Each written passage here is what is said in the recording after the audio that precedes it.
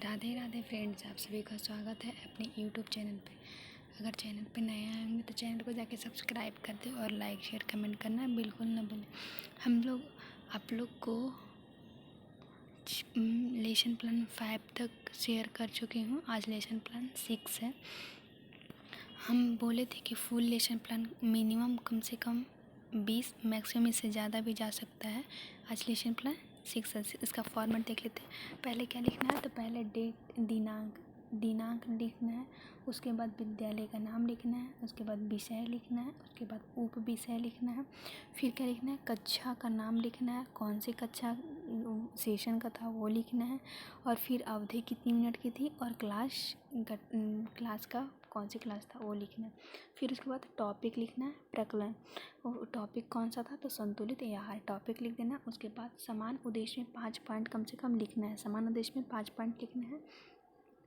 क्या क्या लिखना है, तो छात्रों में विज्ञापन के प्रति रुचि उत्पन्न करना है। छात्रों में तर्क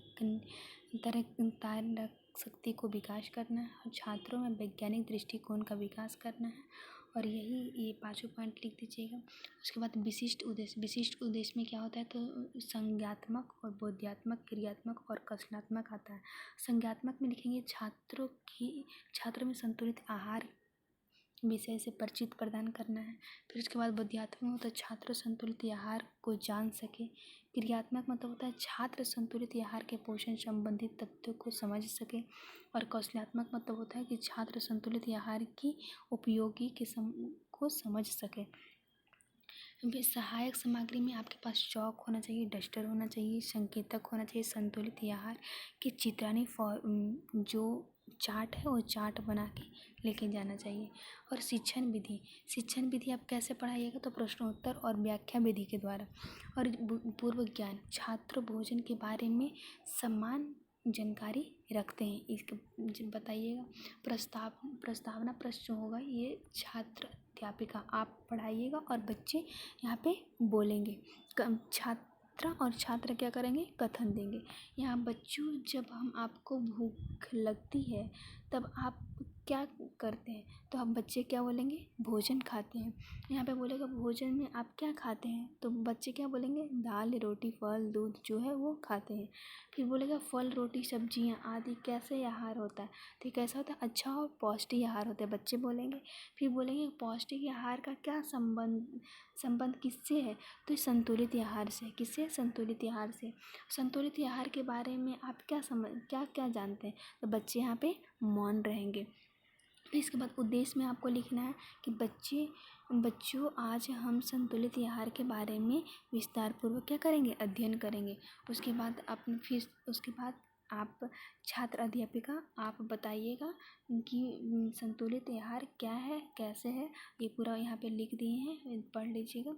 फिर उसके बाद है संतुलित आहार की तथ्य। संतुलित आहार की आवश्यकता तथ्य क्या है, तो संतुलित आहार के में विटामिन, खनिज, प्रोटीन, कार्बोहाइड्रेट आदि, वसा आदि क्या सम्मिलित है, ये पूरा लिखिएगा उसके बारे में। फिर विटामिन या खनिज के बारे में लिखिएगा, तो विटामिन और खनिज क्या है ये समझाइएगा। उसके बाद बोध्यात्मक प्रश्न, मतलब प्रश्न फिर कीजिएगा, तो संतुलित आहार की परिभाषा क्या है। फिर संतुलित आहार में कौन कौन से पोषक तत्व हैं, संतुलित आहार हमारे शरीर को क्या प्रदान करता है। और फिर विकासात्मक प्रश्न में पूछेंगे विटामिन और खनिज हमारे शरीर के लिए क्यों आवश्यक है, ये पूरा लिखिएगा। फिर यहाँ पे छात्र क्या करेगा, कथन देगा और छात्र ध्यानपूर्वक सुनेंगे और मुख्य बातों को लिखेंगे। यहाँ पे श्याम पट पे आप लिखिएगा शरीर के पोषण तत्व का प्रदान करता है। फिर यहाँ पे पोषक तत्व प्रोटीन, विटामिन, खनिज, लवण है। यहाँ पे यह आँखों की रोशनी और तत्वों के लिए आवश्यक है। बच्चे यहाँ पहला क्वेश्चन का आंसर देंगे, तो संतुलित आहार हमारे शरीर के लिए ये आवश्यक है। विटामिन, जल, खनिज आदि और दृष्टिकोण शक्ति से सुरक्षा प्रदान करता है। फिर यहाँ पे छात्र अध्यापिका मतलब आप बताइएगा कार्बोहाइड्रेट के बारे में, तो कार्बोहाइड्रेट शरीर कार्यों की ऊर्जा प्रदान करता है। वसा क्या करता है, तो वसा ऊर्जा और विटामिन प्रदान करता है और हार्मोन को संतुलित कर रखता है। और यहाँ पे बताइएगा संतुलित हार्मोन प्रोटीन से प्रभावित होने वाले कारक ये आप बताइएगा। और आयु, लिंग, स्वास्थ्य, इसके बारे में हम यहाँ पे लिख दिए हैं, आप इसको पढ़ के लिख सकते हैं।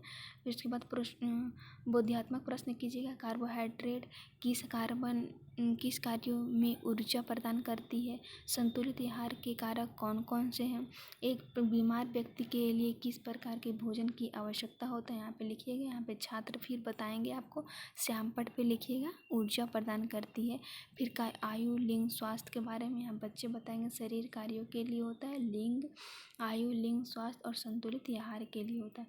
यहाँ पुनरावृत्ति प्रश्न पूछिएगा तो संतुलित आहार की परिभाषा क्या है? संतुलित आहार में कौन कौन से पोषण आते हैं? कार्बोहाइड्रेट कार्यों में ऊर्जा प्रदान करता है। संतुलित आहार में कार्यों का कौन कौन से है? गृह कार्य फिर दीजिएगा, तो गृह कार्य ज़्यादा नहीं दीजिएगा क्योंकि बच्चे को ज़्यादा लोड नहीं देना, और भी सब्जेक्ट का होमवर्क बनाना रहता है।